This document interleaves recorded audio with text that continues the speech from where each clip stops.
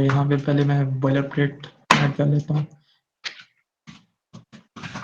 और इसके बाद ना हम ये जो CSS की फाइल बनाई है और जावास्क्रिप्ट की, इसको पहले तो लिंक कर लेते हैं तब के। फिर हम कोई अगर CSS में साथ साथ चेंजेस करें तो वो रिफ्लेक्ट होती रहें साथ साथ। तो नाम स्टाइल डॉट CSS रखा तो चेंज करने की ज़रूरत नहीं है, वरना आप चेंज कर सकते हैं यहाँ से। इसके बाद जावास्क्रिप्ट जो है ना वो जावास्क्रिप्ट में कह रहा हूँ, जावास्क्रिप्ट जो है ना वो यूज़ की है। और इसके अलावा अब हम स्टार्ट करते हैं फिर।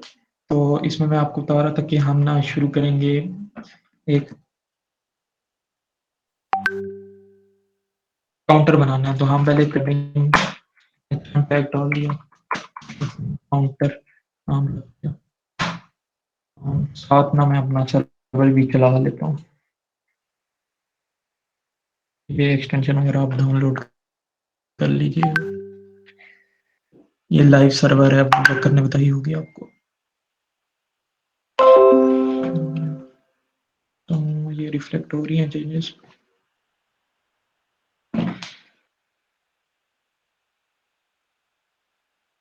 इसके बाद ना एक बनाना है, शेयर हो रही है ना मेरी स्क्रीन? अब बकरी यार साथ साथ ना थोड़ा।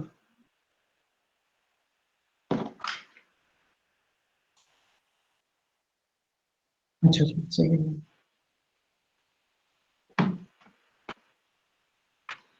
तो मैं क्या करता हूँ, एक डिव बना दूंगा, ठीक है।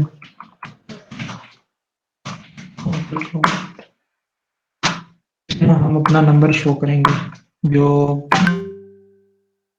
काउंटर शो हो रहा होगा जैसे ये शो हो रहा है। तो हमारा क्या है कि यहाँ पे ना एक हेडिंग होगी काउंटर की, और यहाँ पे एक बॉक्स होगा जिसमें ना हम नंबर शो करेंगे, और नीचे ना बटन होंगे 3। यहाँ पे ना इंक्रीज बंदा कर सकता है इस नंबर को, काउंटर टाइप है, और डिक्रीज कर सकता है, और इसके अलावा रीसेट कर सकता है, इस लिहाज से होगी। तो ये मैं स्टार्ट अभी फिलहाल स्टाइलिंग नहीं कर रहे, पहले ना स्ट्रक्चर हम बना लेंगे कि मेरे पास क्या क्या होगा। ये काउंटर कार्ड हो गया, इसके बाद ना हमारे पास एक बटन कंटेनर होगा,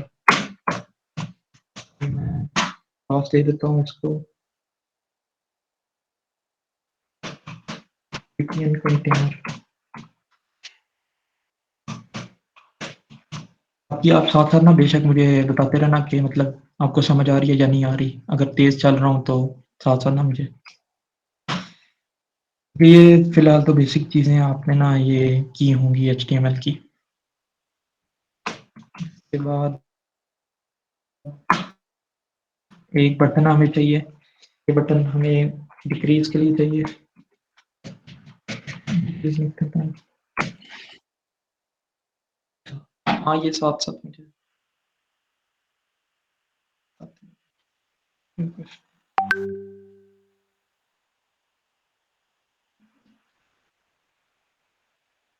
लिंक फॉर काउंटर कंडीशन क्या मतलब लिंक? अभी फिलहाल ना हम अभी मतलब लाइव बना रहे हैं ना, तो फिर आपको ना साथ कोड भी दे देंगे। वैसे तो आप कोशिश करें ना कि साथ साथ ना इसको बिल्ड करें और फिर पुश कर दें, लेकिन अगर आपको कोई इशू आया या कोड वगैरह चाहिए होगा तो फिर उसका लिंक शेयर कर देंगे।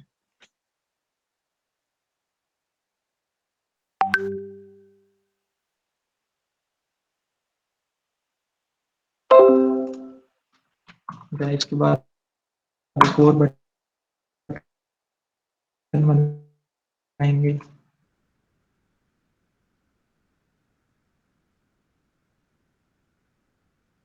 ये रीसेट का होगा, पास वो होगा इंक्रीज का। हमारे पास बटन आ गया, एक मैंने आपको पहले बताया था कि एक हेडिंग होगी और एक काउंटर होगा और 3 बटन होंगे, तो वो हमारे पास आ गए। अब मैंने क्या करना है, इसकी स्टाइलिंग करनी है। तो सबसे पहले ना मैं ऊपर से स्टार्ट करता हूँ सेक्शन से। तो सेक्शन को मैं एक क्लास दे देता हूँ मेन की, और इसकी जो है इसको इसको फिलहाल अब फाइल में आता है ना,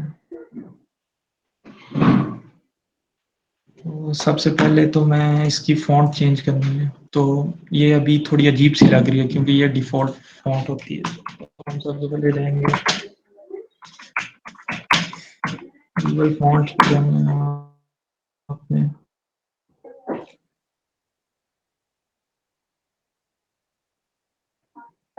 हिसाब से लगे तो वो आपने सेलेक्ट कर लेनी है। अब मैंने तो रोबोटो सेलेक्ट कर लिया है, इसके ये स्टाइल में। यहाँ पे आपके पास ऑप्शन होगा एक लिंक का और एक इम्पोर्ट का यूज़ करते हैं। तो ये मैं कॉपी कर लेता हूँ यहाँ से और यहाँ पे पेस्ट कर देता हूँ।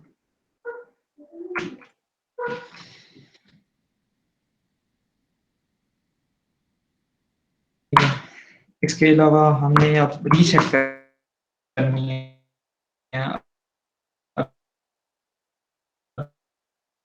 अभी आप देख रहे होंगे कि यहाँ पे जब मेरी ऐप रन हो रही है तो ये पहले से होती हैं वो ये पहले की मार्जिन वगैरह होती है, अपने हिसाब से सेट करें। तो पैटर्न को मैंने 0 कर दिया है, इसके अलावा मार्जिन को भी 0 कर दिया। और एक और चीज़ होती है, शायद आपने पढ़ी हो या नहीं, बॉक्स साइजिंग, बॉर्डर बॉक्स। इससे ये होता है कि जो मेरी विड्थ है वो उतनी रहेगी, मतलब मार्जिन और पैडिंग उसको अफेक्ट नहीं करेगी। वरना ये होता है कि जो हमारा कंटेनर होता है ना, उसकी विड्थ इंक्रीज कर जाती है अगर हम मार्जिन और पैडिंग देते हैं। तो ये प्रॉपर्टी उसके लिए होती है। इसके बाद मैं बॉडी को टारगेट करूँगा और उसमें अब मैंने फ़ॉन्ट फैमिली देनी है ताकि ये फ़ॉन्ट चेंज हो जाए मेरे पास। तो मैं ये नीचे ही फ़ॉन्ट फैमिली गिवन होती है, इधर से कॉपी कर लेनी है। था यहाँ से मैंने स्टार्ट करना है सेक्शन से।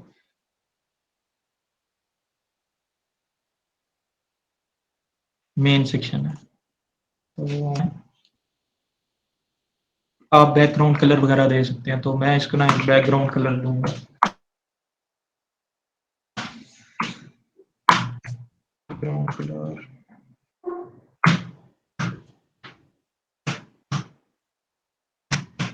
ये लाइट ब्लू कलर है। ये आप देखेंगे तो इस तरह से ये शो हो रही है, कलर वगैरह आ गए। अच्छा, 2 मिनट यार, मैं इसको दोबारा शेयर करता हूँ, शायद इशू आ रहा है इसको। बाकी किसी के पास भी ये मसला आ रहा है या सही चल रही है?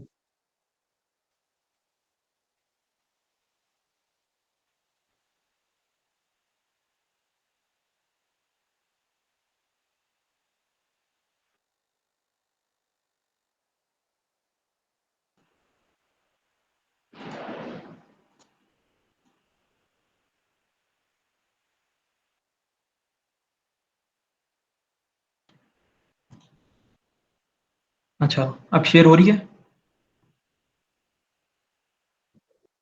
तो यार ये साथ-साथ बताते रहना मुझे। अब बैकग्राउंड कलर तो अप्लाई हो गया है और इसका ये मतलब है कि हमारी जो फ़ाइल है ना, वो सक्सेसफुली हमारी एचटीएमएल के साथ लिंक है। ये जो मैंने आपको बताया था ना, अगर यहाँ पे मैं कोई भी मिस्टेक वगैरह करता हूँ ना, तो ये स्टाइलिंग अप्लाई नहीं होगी। ठीक है? तो ये ध्यान रखना है कि ये सही तरीके से ना लिंक हुई भी है। इसके बाद अब इसकी विड्थ जो थी ना, अब ये विड्थ पूरी नहीं ले रहा था, मतलब जितनी जगह इन्होंने मतलब ली हुई है काउंटर बटन्स वगैरह ने, उतनी विड्थ को ही ये इसने बैकग्राउंड कलर दिया हुआ है। लेकिन मैं चाहता हूँ कि ये पूरी स्क्रीन जो मुझे शो हो रही है ना, इस पूरी स्क्रीन पे मुझे ये बैकग्राउंड कलर चाहिए। तो मैं इसको कह दूँगा कि मिनिमम हाइट जो रखनी है वो 100 वीएच रखनी है। ये जो होता है ये भी यूनिट होती है, जैसे हमारे पास पिक्सेल्स, रैम, एम यूनिट होती है, इसी तरह हमारे पास वीएच होती है। इसका मतलब होता है व्यू पोर्ट हाइट, मतलब जो ब्राउज़र पे हमें मतलब स्क्रीन पे पूरी हाइट है वो शो हो रही है, उसके हिसाब से 100 का मतलब है कि फुल व्यू पोर्ट हाइट। अगर अब मैं आपको दिखाता हूँ तो ये इसने पूरा कवर कर लिया बैकग्राउंड कलर में। इसके बाद हम कंटेनर में जाएँगे। अब ये जो चीज़ है ना, ये अब मुझे एक और चाहिए यहाँ पे सेक्शन कंटेनर चाहिए, क्योंकि अगर मैं इस पे डायरेक्टली चेंजेस करता हूँ ना तो मतलब इसको मार्जिन पैडिंग देता हूँ तो ये बैकग्राउंड कलर डिस्टर्ब होगा, तो इसको मैं एक डिव में डालूँगा इस हिसाब से, और इसको मैं कह देता हूँ क्लास कंटेनर, क्योंकि मैं इसको सेंटर करना चाहता हूँ। इसको मैं अब डिस्प्ले फ्लैग यहाँ पे हटा देता हूँ।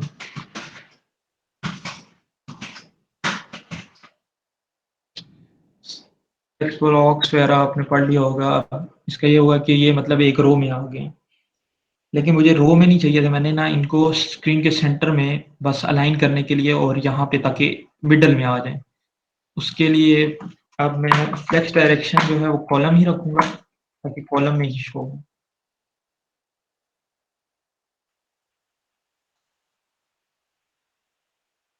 इसको मैं साथ स्प्लिट कर नहीं, बल्कि नज़र नहीं आएगा।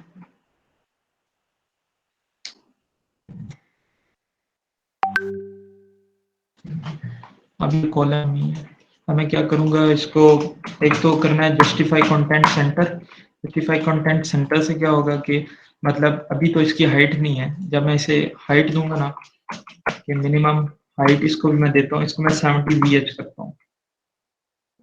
ये क्या होगा कि ये इस तरह से सेंटर में आ गया कंटेनर के।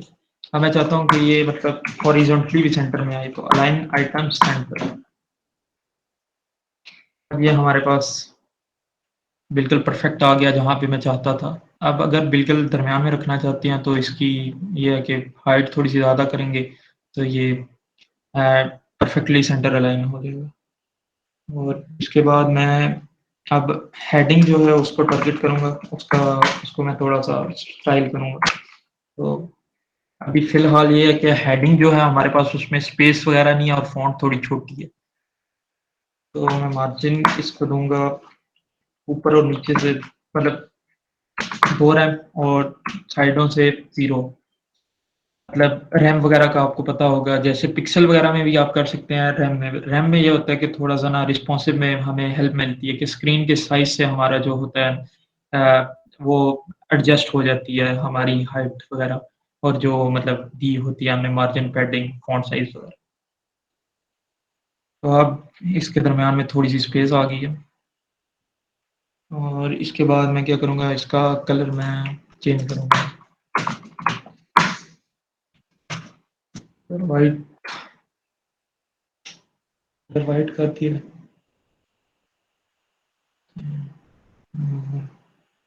फ़ॉन्ट साइज़ भी मैं इसका थोड़ा-सा बढ़ाऊँगा। फ़ॉन्ट साइज़ भी 3 रन कर देते हैं। वो कर यार, आवाज़ आ रही है ना मेरी? जी सही है, थोड़ा-सा बिल्कुल आपकी कंफर्म आवाज़ आ कर। रही है सही से। सही हो। और किसी का क्वेश्चन हो ना तो फिर बेशक साथ-साथ मुझे बताते रहना।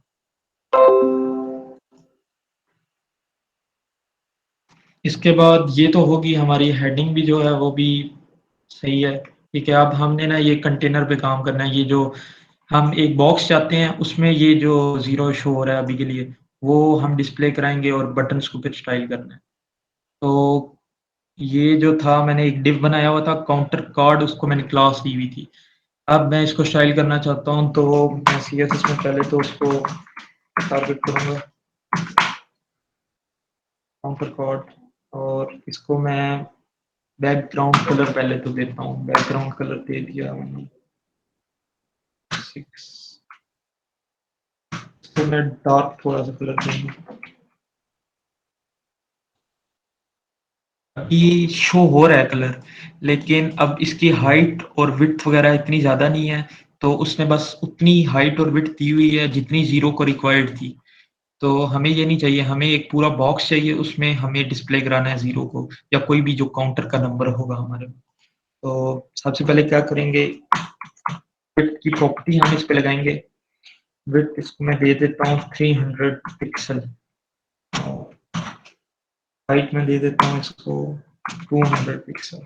इससे ये होगा कि बॉक्स की हाइट विड्थ आ गया। अब ये हमारे पास बॉक्स इस तरह से शो हो रहा है। इसके बाद मैं क्या करूँगा, मैं चाहता हूँ कि ये जो कॉर्नर्स वगैरह हैं, ये थोड़े से राउंड हो जाएँ बॉक्स के। तो इसके लिए हमारे पास CSS में एक प्रॉपर्टी होती है बॉर्डर रेडियस। तो बॉर्डर रेडियस में इसे दे दूंगा 20 पिक्सल। क्या होगा कि ये थोड़े से जो कॉर्नर्स है ये राउंड हो गए। इसके अलावा मैंने क्या करना है, ये जो हमारे पास जीरो शो हो रहा है इसको मैं सेंटर में लाना चाहता हूँ। उसका मेथड ये है कि मैं इसको डिस्प्ले फ्लेक्स कर दूंगा और जस्टिफाई कंटेंट सेंटर कर दूंगा और लाइन आइटम सेंटर। इससे हमारे पास ये सेंटर में आ गया, पहले यहाँ पे था। तो किसी भी कंटेनर के अंदर कोई भी div है उसके अंदर आपने कुछ भी सेंटर करना है एलिमेंट, तो उसके लिए आपने बस ये करना है कि CSS में उसको टारगेट करना है और ये 3 प्रॉपर्टीज लगानी है, डिस्प्ले फ्लेक्स करना है, जस्टिफाई कंटेंट सेंटर और अलाइन आइटम सेंटर। इससे वो परफेक्टली सेंटर में अलाइन हो जाएगा। अब इसके अलावा मैं चाहता हूँ कि थोड़ी सी स्पेस आए इसमें भी। ये बटन कंटेनर बिल्कुल साथ इसके चिपका हुआ है, तो इसके लिए मुझे मार्जिन देनी है। इसको भी मैं मार्जिन 2 रैम दे देता हूँ। और ये हमारे पास मार्जिन का सिंटेक्स होता है, एक तो होता है कि मैं अलग से कर दूं कि मार्जिन टॉप इतनी चाहिए, मार्जिन बॉटम इतनी। लेकिन एक होता है कि मैं मार्जिन पे ये होती है वाई में और ये होती है एक्स में, मार्जिन वाई और एक्स। तो ये इस तरह से होता है। अब मैंने क्या है कि ऊपर और नीचे से 2 रैम की मार्जिन और जो लेफ्ट और राइट से है वो 0 होनी चाहिए। अब ये थोड़ी सी स्पेस हो गई है इसमें।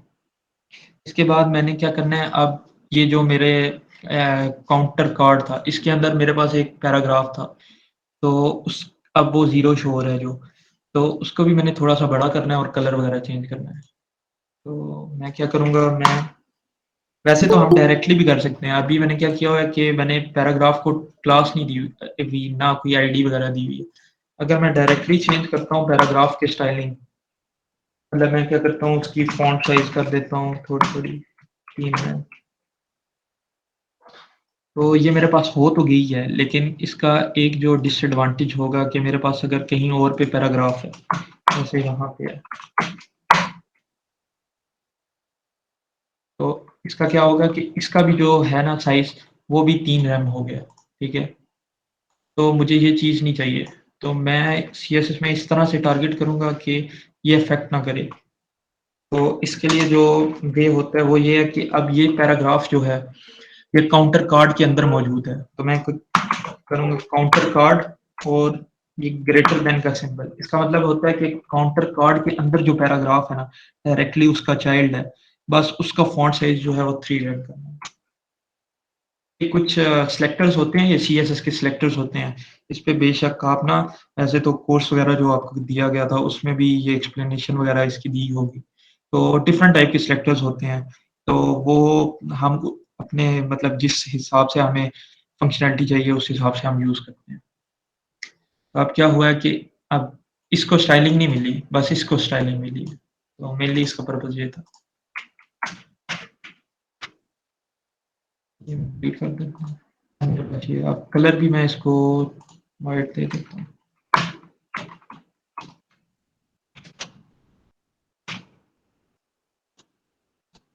तो ये मेरे पास इस तरह से शो हो रहा है। अब ये तो हो गया। अब हमारी जो चीज़ बची है स्टाइलिंग वाली, वो ये बटन कंटेनर है और इसके अंदर जो बटन है। तो इसके लिए सबसे पहले क्या करना है कि मैं जो दूसरा बटन कंटेनर की क्लास मैंने दी हुई थी, इस div को, उसको मैं टारगेट करता हूँ .ptm। इस पे सबसे पहले तो मैंने देना है ये जो, इस पे मार्जिन देनी है ऊपर और नीचे से, ताकि थोड़ी सी यहाँ पे भी 1 रैम कर सकता हूँ, थोड़ी कोड स्पेस आ जाए, ये होगी। और इसके अलावा मैं क्या करता हूँ, अब बाकी तो मैंने कुछ भी नहीं करना, क्योंकि बटन्स को भी मैं चाहता हूँ इसी तरह से अलाइन रहे, मतलब साइड बाय साइड शो हो। तो मैं अब बटन्स को डायरेक्टली स्टाइल करता हूँ।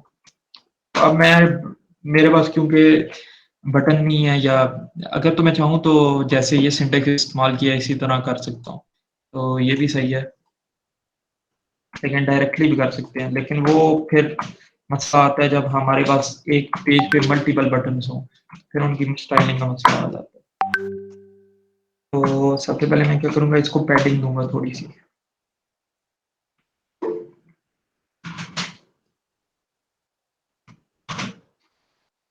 अभी ये है कि पैडिंग का ये होता है कि अंदर से स्पेस देते हैं, मार्जिन जो मैंने आपको बताई थी जैसे ये है, तो इसको मार्जिन का मतलब होता है कि इसके ऊपर से मतलब यहाँ पे मार्जिन होगी, यहाँ पे मार्जिन होगी। लेकिन पैडिंग का ये होता है कि अंदर जैसे ये है, तो ये सारी जो बॉक्स के अंदर है, ये पैडिंग होती है। क्वेश्चन अच्छा, Rahman RAM, VH and pixel में क्या फ़र्क है? तो पिक्सल का तो ये होता है जैसे हमारी स्क्रीन में ना पिक्सेल्स वगैरह है, तो वो उस हिसाब से होता है। जैसे 10 पिक्सल का हुआ है, तो वो फ़ॉन्ट साइज़ उसका 10 पिक्सल होगा कि 10 पिक्सल के बराबर ना वो फ़ॉन्ट साइज़ को एडजस्ट करेगा या विड्थ होगी। लेकिन वीएच का ये मतलब होता है कि जैसे अब मेरी ये आपको स्क्रीन शो हो रही है, ये जो मुझे विज़िबल है, तो वीएच का मतलब है कि इस हिसाब से अब जैसे मैं इसको 100 वीएच दी है, तो व्यू पोर्ट हाइट, तो व्यू पोर्ट की कितना चीज़ शो हो रही है, तो वो हन अब इस स्क्रीन पे हो सकता है हमारे पास ना हाइट डिफरेंट हो, मोबाइल पे हमारी व्यू पोर्ट हाइट डिफरेंट होगी, तो वो उस हिसाब से 100 देगा। अगर मैं इसे अब 300 पिक्सल दे देता ना हाइट, तो हो सकता है ये यहाँ तक शो कर रही होती, लेकिन मोबाइल पे हो सकता है वो मोबाइल की हाइट मतलब कम होती है लैपटॉप से, तो वहाँ पे हो सकता है वो फुली शो कर रहा हो। लेकिन मुझे ये नहीं चाहिए, तो हम रिस्पॉन्सिव रखने के लिए ना कुछ ऐसी चीज़ें यूज़ करते हैं, जो हमें मदद देती हैं, मतलब हमें ज़्यादा कोड नहीं लिखना पड़ता। तो ये भी वीएच, रैम वगैरह, तो ये हम इसलिए पिक्सल की निस्बत हम ये यूज़ करते हैं। तो रिस्पॉन्सिव का आपको पता होगा कि जैसे मेरे पास ये है, हाँ, ये वेब ऐप है। जब इसको मैं मोबाइल पे देखूँगा ना, तो ये डिस्टर्ब नहीं होनी चाहिए। अब जैसे आईफ़ोन पे, तो ये मुझे इस तरह से शो हो रही है। लेकिन अगर मैं आपको बल्कि चेक करा देता हूँ, ताकि आपकी कन्फ्यूज़न क्लियर हो जाए। ये थी 100 वीएच। अब मैं यहाँ पे करता हूँ 300 पिक्सल, सही है। अब यहाँ पे मोबाइल पे क्या है कि 300 पिक्सल जो है ना, वो इतनी हाइट ले रही है। लेकिन अगर मैं लैपटॉप पे दिखाऊँ, तो ये कम हो जाती है, ठीक है, उस हिसाब से। क्योंकि मोबाइल की ना हाइट कम हो सकती है। रिस्पॉन्सिव में जाऊँ, अब मोबाइल अगर छोटा है, इस हिसाब से है मतलब, ये इस तरह का छोटा है, तो अब यहाँ पे फुल हो रहा है, लेकिन वेब पे हमारे पास क्या था कि व्हाइट स्पेस आ रही थी, ये है। तो 100 वीएच में ये होगा कि जितनी भी हाइट हमें विज़िबल होगी, वो पूरी को कवर करेगा, ये डिफरेंस है। और रैम में ये होता है कि वो अपनी पेरेंट की हाइट, विड्थ या जो भी प्रॉपर्टी है ना, उस हिसाब से चलेगा। मतलब अगर मैंने ये छोटा किया, मतलब ये कंटेनर था, ये छोटा हुआ है, तो वो रीसाइज़ करेगा वो फ़ॉन्ट जो है ना, वो इस हिसाब से होगी। ये कुछ डिफरेंस होते हैं इनमें। समझ आ गई है, इसका क्लियर हुआ है या नहीं? रैम का मेनली यही है ना कि वो अपने पेरेंट के हिसाब से सेट करता है।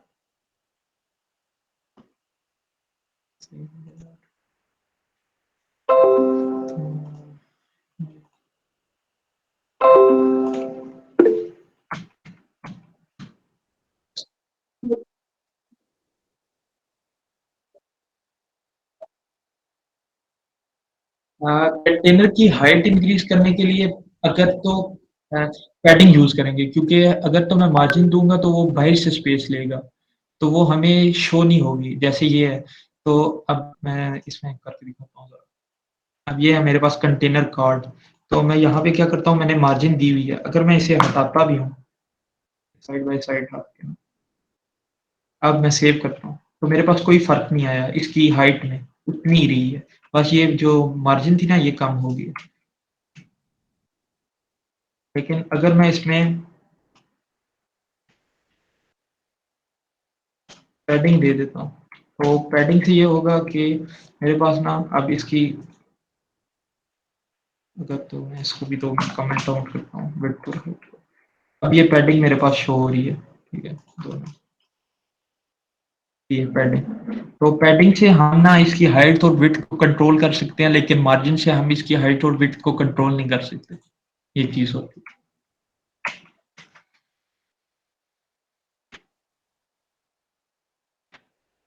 क्या हो गया इसका डिफरेंस?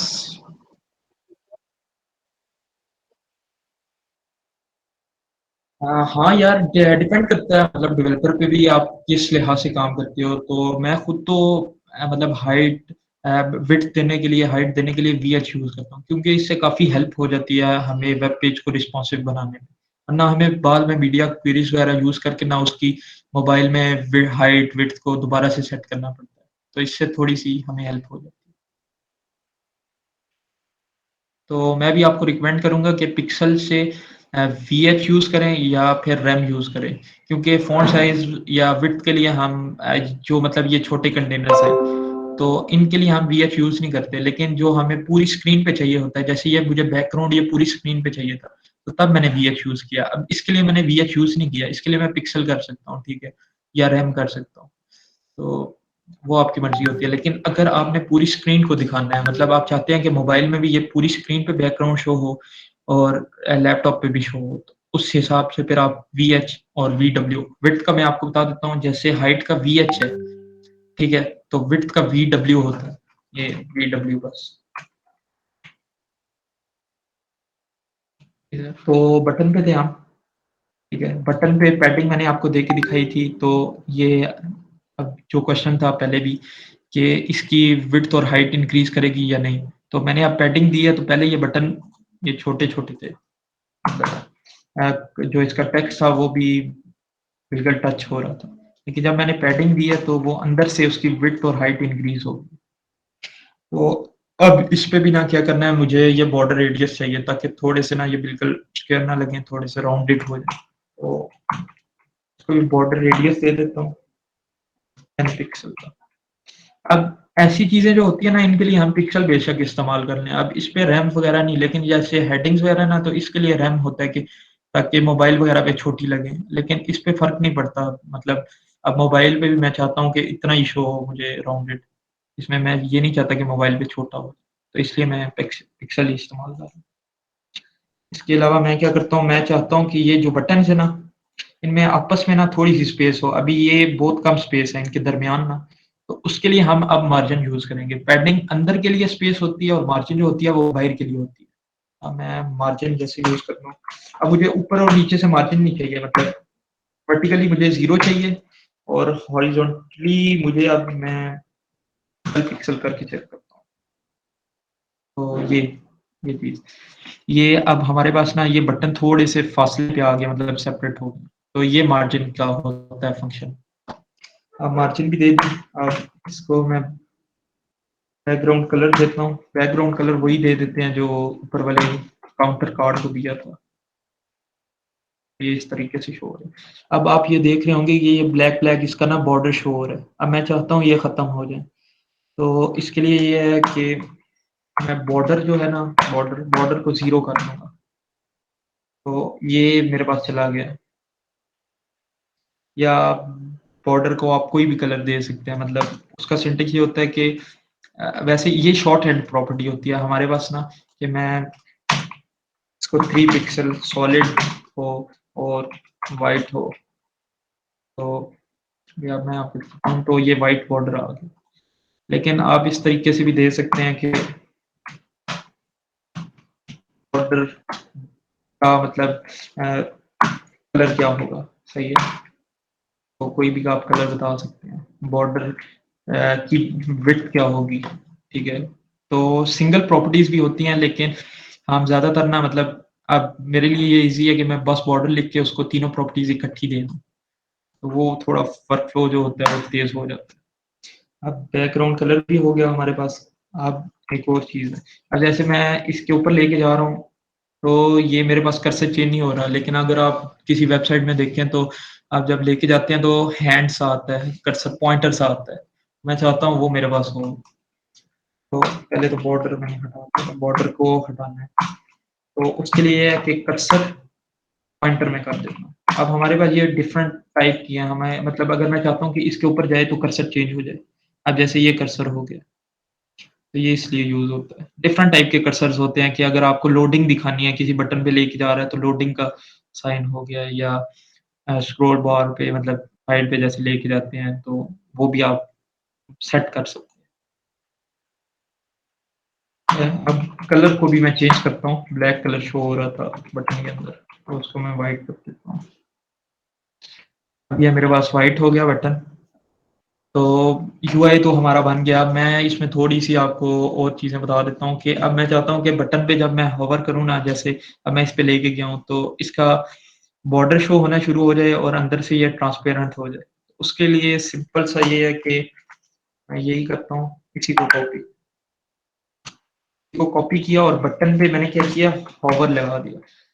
ये एडवांस सेलेक्टर्स होते हैं, मतलब पावर पे आप एडजस्ट कर सकते हैं इसको क्या हो, अगर इस पे कोई फोकस करे तो फिर क्या हो, ये डिफरेंट प्रॉपर्टीज होती हैं, तो इनको भी आप सेट कर सकते हैं।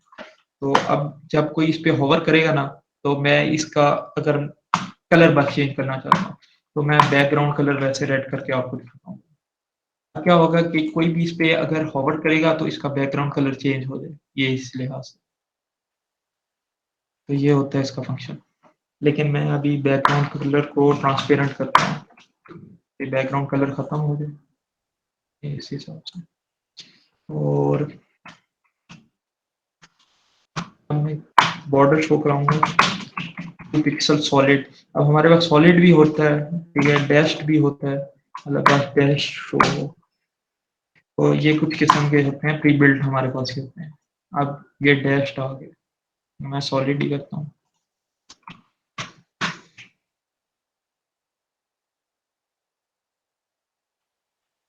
और जो कलर है वो भी मैं चेंज करता हूँ। अभी बटन का कलर जो है वो अंदर से वाइट ही है। अब इसको मैं इसी कलर का करना चाह रहा हूँ जब होवर करो, तो ये भी कर दिया। अब जब मैं होवर कर रहा हूँ तो इसका कलर भी चेंज हो रहा है, बैकग्राउंड भी ट्रांसपेरेंट हो रहा है और बॉर्डर भी आ रहा है।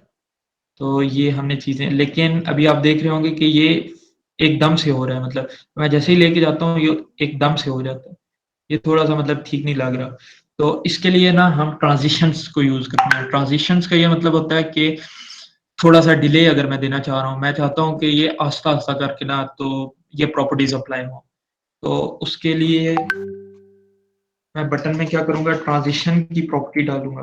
ट्रांज़िशन ऑल, और मैं चाहता हूँ कि ये 0.3 सेकंड लगाए इसको कंप्लीट होते हुए। कोई भी इस पे चेंजेस अगर आए ना, ऑल का मतलब ये है कि मतलब अब यहाँ पे मैं ये भी दे सकता हूँ कि बॉर्डर बस चेंज हो तो। लेकिन मैं चाहता हूँ कि सारी चीज़ें जो है ना वो 0.3 सेकंड लगाएँ। और एक प्रॉपर्टी होती है ईज़ इन या ईज़ आउट, मतलब एकदम से हो या पहले शुरू में मतलब स्लो हो और लास्ट पे तेज़ हो जाए, तो ये इसलिए होता है। लेकिन अभी मैं चाहता हूँ कि ये मतलब इक्वली हो। अब जब मैं इसके ऊपर लेके जा रहा हूँ ना, तो ये आराम से हो, ये इससे ये बॉर्डर मैं यहाँ पे भी डाल देता हूँ, केवल डाल देता हूँ, लेकिन यहाँ पे मैं व्हाइट रखूँगा, इसी कलर।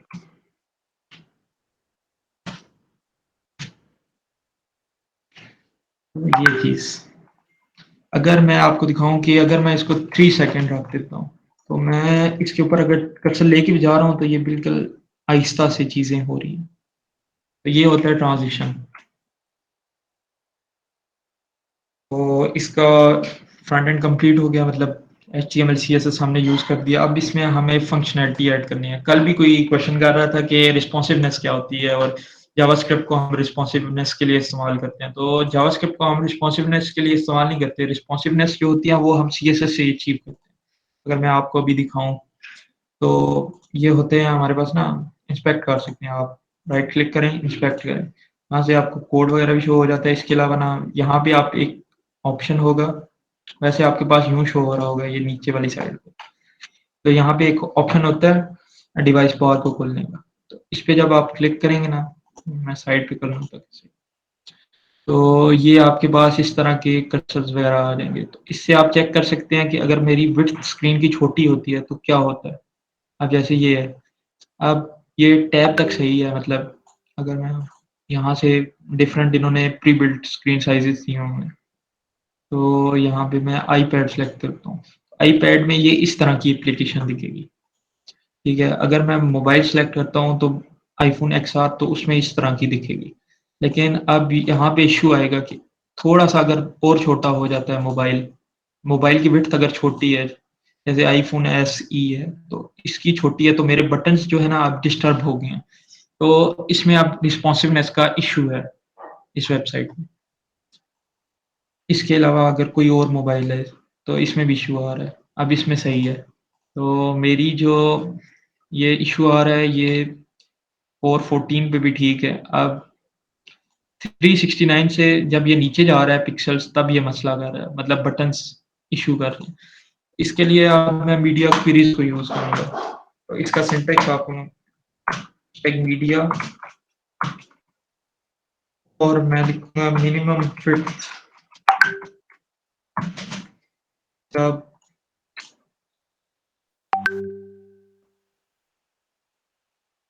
380 से कर लेते हैं। 380 पिक्सल से हो तो अब मैंने क्या करना है, इन बटन्स को मैं चाहता हूँ कि अगर तो स्क्रीन इससे छोटी हो तो ये बटन्स की मार्जिन जो है ना वो थोड़ी सी कम हो जाए, ठीक है, ताकि वो अलाइन हो जाए। या आप ये कर सकते हैं कि बटन्स को ना मतलब स्टैक में शो करा दें कि यहाँ पे रीसेट के नीचे इंक्रीज आ जाए, डिक्रीज आ जाए, वो भी कर सकते हैं। लेकिन मेरे ख्याल में तो अगर मैं इसकी मार्जिन थोड़ी सी कम करूंगा ना स्पेस, तो ये सेट हो जाएगा। तो अब ये मैंने दी हुई थी, अब मुझे ना इसमें दोबारा से इसको टारगेट करना पड़ेगा और यहाँ के में जो मैं स्टाइलिंग लिखूंगा वो तब भी टारगेट होगी जब इसकी विड्थ ना इतनी हो जाएगी। तो ये था यहाँ पे बीटीएन कंटेनर के अंदर जो बटन है इनकी मार्जिन, इसको मैं इधर से कॉपी कर लेता हूँ। चलो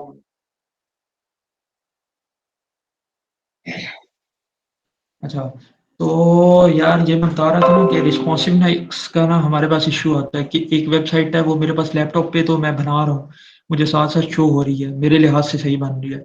लेकिन अगर कोई बंदा उसको अपने मोबाइल पे विज़िट करता है, अपने आईपैड पे विज़िट करता है, तो मैं ये नहीं चाहता कि वो वेबसाइट खराब हो जाए, उसको इश्यू आए यूआई का। तो मैं क्या करता हूँ कि मैं हर स्क्रीन साइज़ के लिए ना उसको रिस्पॉन्सिव बनाता हूँ, ताकि किसी भी स्क्रीन के लिए वो मसला ना करे। तो उसके लिए हम मीडिया क्वेरीज यूज़ करते हैं। मीडिया क्वेरीज का ये मतलब होता है कि अब जैसे यहाँ पे था, तो यहाँ पे बाकी तो सही था, मतलब कोई इश्यू नहीं था। हो सकता है आपको ना मल्टीपल मीडिया क्वेरीज लगाना पड़े कि विड्थ आपकी आईपैड के लिए खराब हो रही हो। लेकिन यहाँ पे मेरा बाकी सारा सही था, लेकिन जब 380 से नीचे जा रहा है, तो ये मेरे बटन्स खराब हो रहे हैं। तो मीडिया क्वेरीज यूज़ करके मैं क्या कर सकता हूँ, मैं इसको बता सकता हूँ कि जब मोबाइल की विड्थ जो है ना वो 380 से कम हो, तो फिर इसके दरमियान जो मार्जिन है वो कम रखनी है, ठीक है?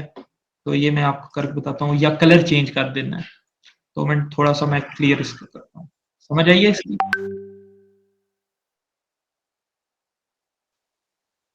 अ, ये आप कर सकते हैं, मतलब लेकिन वैसे तो ये होता है ना कि हम सेपरेट फ़ाइल अगर बना लेते हैं तो उसका भी मतलब कोई उस लिहाज से मतलब यूसेज नहीं है, तो हम इसी में ऐड कर सकते हैं, क्योंकि ये कोई अलग चीज़ नहीं है, वही चीज़ है। बस उसको ना हम एक बता रहे हैं कि विड्थ अगर कम है तो फिर ये स्टाइलिंग देनी है। तो आप कर सकते हैं मतलब अलग से, कोई इश्यू नहीं है, लेकिन एक फ़ाइल में भी कर सकते हैं। वो डिपेंड करता है कि अगर आपका प्रोजेक्ट बड़ा है, तो उसमें आप मल्टीपल सीएसएस फाइल्स फिर उस हिसाब से लगा सकते हैं।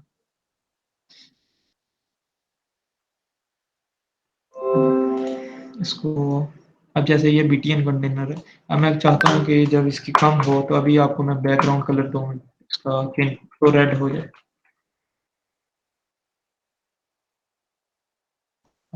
ये लिंक नहीं हुआ, 2 मिनट।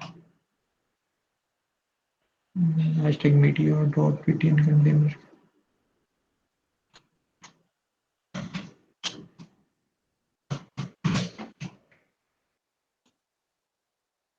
हाँ, वो कॉमा से लिखना था। तो अब इसका ये है कि आप जैसे ना मिनिमम विड्थ की है, कि जब मिनिमम विड्थ इससे ज़्यादा होगी 380 पिक्सल से, तो क्या करना है, आपने कलर्स चेंज कर देना है बटन का, तो वो आपको ये शो हो रहा है। अब 380 से अगर मेरे पास मोबाइल में अब मेरे कलर्स ये शो हो रहे हैं, लेकिन इससे बड़ा हो रहा है तो ये शो हो रहा है। तो यहाँ पे हम स्पेसिफाई कर सकते हैं कि मिनिमम विड्थ रखनी है या मैक्सिमम विड्थ रखनी है। इस केस में अब मैं मैक्सिमम रखूँगा कि 380 से जब मेरे पास कम होगा 380 से, तब मैं इस कलर को डिस्प्ले कराना चाह रहा हूँ। अब बड़ी स्क्रीन पे ये कलर है, तो जब छोटी स्क्रीन पे जा रहा है तो रेड हो गया। अब कलर तो मैंने आपको एग्जांपल देने के लिए किया है कि आप कलर चेंज हो रहा है, ठीक है। लेकिन मेनली हमने क्या करना है, मार्जिन करनी है। मार्जिन को क्या करना है, अब पहले मैं देख लेता हूँ, 0 और 12 पिक्सल थी, 0 और 4 पिक्सल कर देता हूँ मैं। तो अब 394, 380, अब ये आपको शो हुआ होगा कि इसकी ना मार्जिन कम हो गई है। अब ये मेरे पास ना सही है, मतलब डिवाइसेस वगैरह के लिए। अब हमने बहुत नीचे भी नहीं जाना कि अब मैं 200 पिक्सल पे चला जाऊं, क्योंकि इतनी स्क्रीन साइज होती नहीं है हमारे पास। तो मेनली हम ना 320 तक, 330 तक ही करते हैं। यहाँ पे जो सबसे छोटा मोबाइल है वो गैलेक्सी फोल्ड है, तो ये 280 तक है बल्कि। तो इसके लिए भी आप कर सकते हैं रिस्पॉन्सिवनेस। तो ये मैंने आपको बता दिया है, इस तरह से ये रिस्पॉन्सिव होती है। वैसे अभी सारे मोबाइल के लिए ना ये बिल्कुल ठीक है। ये गैलेक्सी फोल्ड ही मसला कर रहा है क्योंकि वो बहुत छोटी है उसकी विड्थ है। तो बाकी अब ये वेबसाइट ना रिस्पॉन्सिव हो गई है। इस तरीके से ना मीडिया क्वेरीज को यूज करते हैं। अब मुझे ना इतना इशू नहीं हुआ जब बस मुझे ना ये मार्जिन करनी पड़ी है। लेकिन अगर मैं वीएच वगैरह यूज ना करता तो मुझे दोबारा से इसकी हाइट को मतलब मोबाइल के हिसाब से छोटा बड़ा करना पड़ जाता, डिफरेंट प्रॉपर्टीज लगा के। तो ये तो हो गई है, और बस अब खत्म करते हैं इसको ना। तो अब मैंने क्या करना है इसमें ना, अब जैसे मैं इंक्रीज पे क्लिक कर रहा हूँ तो ये काउंट जो है ना 0, ये इंक्रीज होना चाहिए साथ साथ। तो इसके लिए मुझे अब जावास्क्रिप्ट यूज करते हैं। तो जावास्क्रिप्ट का मेनली फंक्शन क्या होता है, फंक्शनैलिटी ऐड करना। हमने स्ट्रक्चर भी बना लिया एचटीएमएल से, स्टाइलिंग भी लगा ली सीएसएस से, लेकिन अब मुझे फंक्शनैलिटी चाहिए, वो एचटीएमएल सीएसएस से नहीं हो सकती। वो उसके लिए हम जावास्क्रिप्ट यूज करते हैं, या एडवांस लेवल पे अगर जाते हैं तो रिएक्ट वगैरह यूज करते हैं, अगर मतलब कॉम्प्लेक्स फंक्शनैलिटी होती है। तो यहाँ पे तो हम मतलब बटन्स पे ना इवेंट लिस्नर से आने हैं। तो यहाँ पे मैं क्या करता हूँ, कॉन्स्ट, अब मैंने इनको गेट करना है कि ये पैराग्राफ को भी मैं जावास्क्रिप्ट में ना टारगेट करना चाहता हूँ। तो मैं इसको आईडी दे देता हूँ काउंटर की, और इस बटन को मैं आईडी दे देता हूँ प्लीज। आईडी और क्लास का आपको डिफरेंस पता होगा, मैं एक बार बता देता हूँ। आईडी में ये होता है कि हम मल्टीपल जो है ना उनको एक आईडी नहीं दे सकते। तो जो होते हैं हमारे पास क्लास, वो मल्टीपल एलिमेंट्स को हम एक ही क्लास दे सकते हैं। आईडी यूनिक होती है बेसिकली।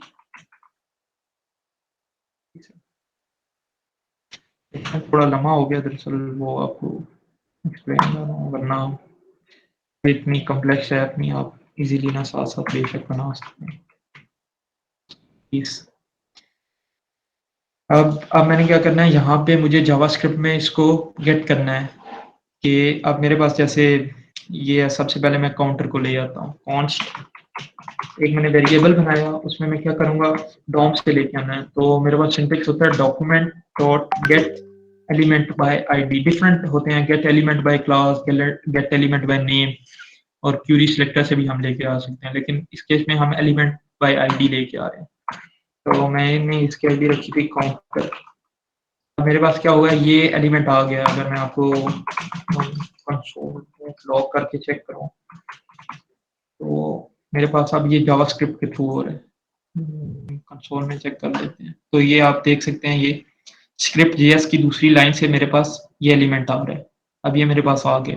अगर मुझे इसके अंदर से वैल्यू चाहिए तो काउंटर डॉट मैं एचटीएमएल में अगर करता हूँ तो मेरे पास ना अब इसकी वैल्यू शो हो रही है 0। मैं चेंज कर 10 है मेरे पास, यहाँ पे 10 आ गया।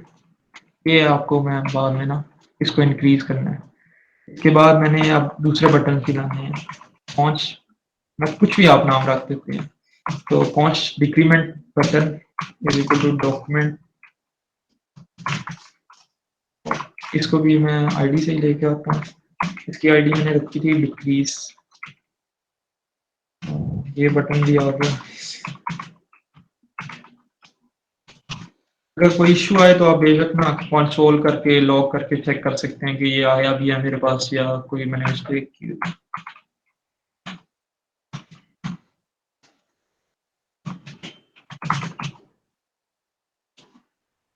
अब नाम मैंने इंक्रीज रखा।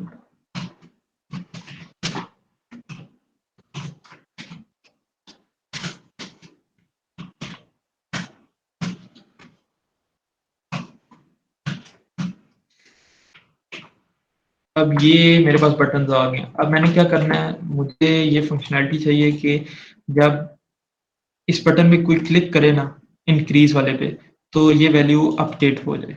तो इसके लिए ये होता है कि जावास्क्रिप्ट में ना हमारे पास इवेंट लिस्टनर्स होते हैं, कि जब इस पे कोई क्लिक करे या इसके ऊपर कोई हवर करे या इसके ऊपर कोई डबल क्लिक करे या इसके अंदर कोई पॉइंटर को मूव इन करे, डिफरेंट होती है। आप मतलब काफ़ी सारी होती हैं, आप चेक कर सकते हैं, ये W3 स्कूल्स वगैरह पे पढ़ी हुई। तो मेनली यहाँ पे तो मुझे क्लिक का इवेंट चाहिए। तो मैं क्या करूँगा, मैं करूँगा इंक्रीमेंट पीटीएन। ये मेरे पास वेरिएबल में स्टोर था। इस पे आप मुझे प्रॉपर्टीज मिलती हैं, डॉट बहुत सारी होती हैं। अब मुझे ऐड इवेंट लिस्टनर लगाना है, ऐड इवेंट लिस्टनर। और अब मुझे क्या, पहले हम इसे देते हैं कि कौन सी प्रॉपर्टीज, ये सारी होती हैं, ये बहुत सारी, change, click, close, copy, double click, drag, inter, drop. अब मुझे क्लिक चाहिए। और दूसरा आर्गुमेंट जो है ना, ये लेता है फंक्शन, एक फंक्शन जो ये रन करेगा जब इस पे क्लिक होगा। तो यहाँ पे मैं एरो फंक्शन दे देता हूँ। आप एक अलग से फंक्शन बना के भी इसमें कर सकते हैं, लेकिन मैं एरो फंक्शन करता हूँ। ये जो लेटेस्ट जावास्क्रिप्ट का वर्जन चल रहा है उसमें एरो फंक्शंस हम रिएक्ट वगैरह में हम काफ़ी यूज़ करते हैं। इस पे अब मैंने क्या करना है, एक मैं बल्कि वेरिएबल बना लेता हूँ, एक काउंट का वेरिएबल बना लेता हूँ। ठीक है, जब रन हो तब मेरे पास काउंट 0 होगा। ठीक है, लेकिन जब इंक्रीमेंट पे क्लिक करेगा मेरे पास हट जाएगा, प्लस प्लस हो जाएगा। सही है। और मैं अभी आपको चेक कराने के लिए कंसोल में ज़रा log, console dot log count. क्या होगा कि जब मैं इंक्रीज बटन पे क्लिक करता हूँ, ठीक है, तो काउंट जो है वो प्लस होना चाहिए और लॉग होना चाहिए, 1 2 3। अब ये मेरे पास हो रहा है, सही है। लेकिन अब मुझे ना इसको अपडेट करना है। उसके लिए क्या करना है, मैंने इसको मैं बताता हूँ। मैंने करना है काउंटर डॉट इनर HTML, मतलब जो काउंटर का इनर HTML है जो 0 डिस्प्ले हो रहा है, तो उसको मैं अपडेट करना चाहता हूँ। उसको मैं सेट करूँगा काउंट के इक्वल।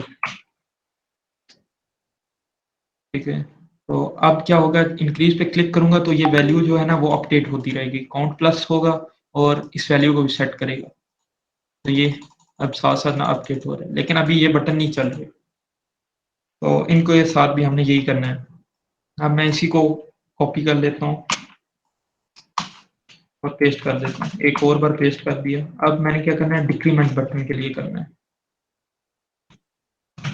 डिक्रीमेंट बटन के लिए। लेकिन डिक्रीमेंट बटन के लिए मैंने माइनस करना है, तो मैं माइनस माइनस कर देता हूँ। बाकी यही रहेगा कि इसमें भी सेट करना है। तो इसको मैं तो दिखा देता हूँ।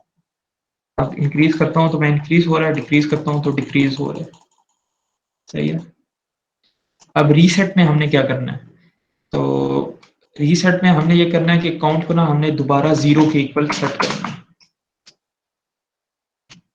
ये काम है। अब सिंपली मैं इंक्रीज, दो मिनट। अब इंक्रीमेंट बटन मैंने लिख दिया था गलती से, तो ये इंक्रीमेंट नहीं हो रहा था ना रीसेट हो रहा। तो यहाँ पे मैंने रीसेट बटन को टारगेट करना है कि रीसेट बटन पे जब क्लिक होगा ना तब ये फंक्शन चलाना है। अगर मैं इंक्रीमेंट बटन पे ये फंक्शन चलाऊंगा तो इंक्रीमेंट बटन पे ये काउंट को 0 कर रहा था। तो रीसेट बटन पे अब मेरे पास इंक्रीज हो रहा है, रीसेट हो रहा है, इंक्रीज, डिक्रीज, रीसेट। तो ये फंक्शनैलिटी थी। बाकी इसके अलावा आप इसको ना मोबाइल वगैरह पे भी अगर चेक करें तो यहाँ पे भी ये फंक्शनैलिटी रिमेन रहेगी। जावास्क्रिप्ट फंक्शनैलिटी ऐड करता है, मतलब रिस्पॉन्सिवनेस पे इसका कोई इफेक्ट नहीं होगा। मोबाइल पे भी वही फंक्शनैलिटी है और वेब पे भी।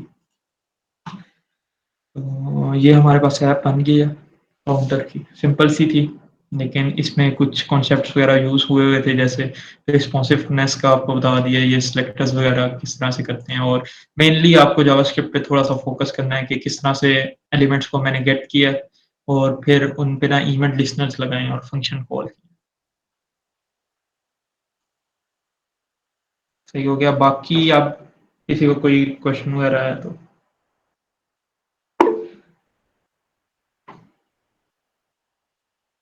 हाँ बिल्कुल, ये भी कर सकते हैं कि अगर आप चाहते हैं कि 0 से ऊपर रहे तो क्वेश्चन लगा सकते हैं। ये तो मैंने खुद किया, मतलब 0 से नीचे भी चेक करने के लिए, तो ये बल्कि कर लेते हैं।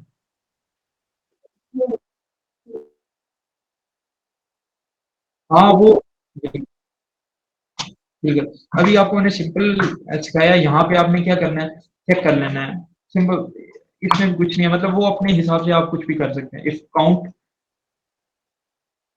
लेस देन और इक्वल टू जीरो, बल्कि ग्रेटर देन, अगर तो काउंट ग्रेटर है या इक्वल है जीरो के, तो फिर इसको रन करें। ठीक है, तो इससे ये होगा कि आप, मेरे पास इंक्रीज हो रहा है, डिक्रीज हो रहा है, लेकिन हाँ, बल्कि ग्रेटर जीरो, इंक्रीज हो रहा है 20, अब मेरे पास डिक्रीज हो रहा है लेकिन जीरो से कम नहीं हो रहा। तो ये अच्छा पॉइंट था, चलो ये भी ऐड कर सकते हैं हम। बाकी आप कंडीशंस वगैरह, मतलब फंक्शन एक कॉल हो रहा है ना, इसको अपने हिसाब से, मतलब इसमें आप जितनी कॉम्प्लेक्स लॉजिक लिखना चाहे लिख सकते हैं। बाकी किसी का आप कोई क्वेश्चन वगैरह है तो बेशक पता कर लो।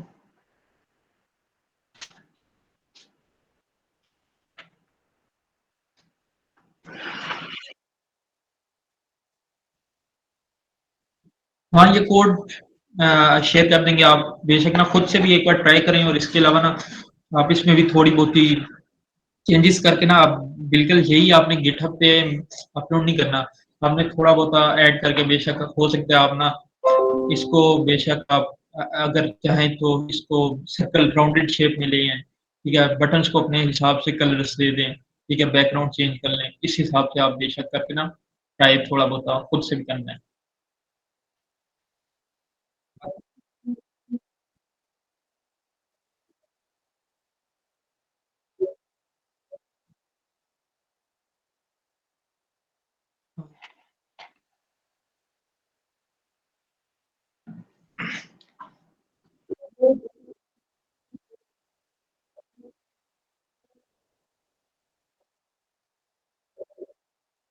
हाँ, जावास्क्रिप्ट बेशक आप अगर नहीं करते तो नहीं, लेकिन वैसे ये थोड़ी सी ही है, मतलब ये कुछ ही लाइंस है। आप ना, अब इसमें कुछ इतने ज्यादा कॉन्सेप्ट यूज नहीं हुए हुए, तो ये आप खुद, जैसे मैंने आपको सारा तकरीबन एक्सप्लेन कर ही दिया है, तो आप थोड़ा बहुत रिसर्च कर लें कि वेरिएबल्स क्या होते हैं और फंक्शन वगैरह के बारे में, बाकी आप कर लेंगे इसके बारे में।